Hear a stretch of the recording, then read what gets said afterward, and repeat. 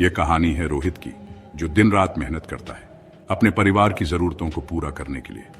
पर इस मेहनत के बीच कहीं ना कहीं उसने खुद को भुला दिया। रोहित हर महीने अपनी तनख्वाह का हर पैसा परिवार की जरूरतों, बच्चों की पढ़ाई और उधार चुकाने में खर्च कर देता। लेकिन जब बात खुद पर खर्च करने की आती तो वह हमेशा पीछे हट जाता। एक दिन रोहित ने एक दुकान की खिड़की में जूते देखे।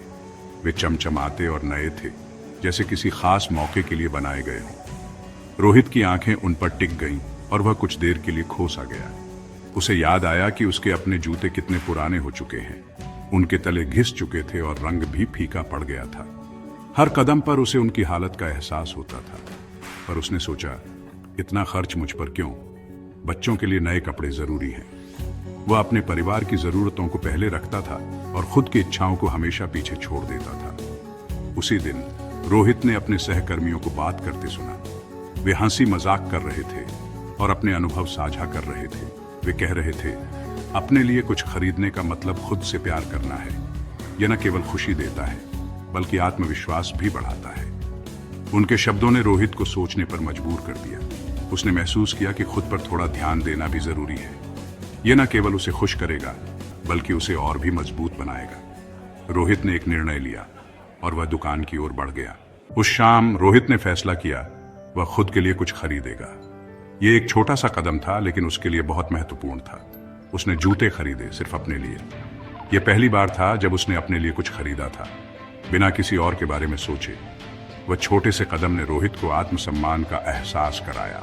उसे लगा कि उसने अपने आप को एक नई पहचान दी है। उसने महसूस किया कि खुद पर खर्च करना खुद को इज्जत देने के बराबर है।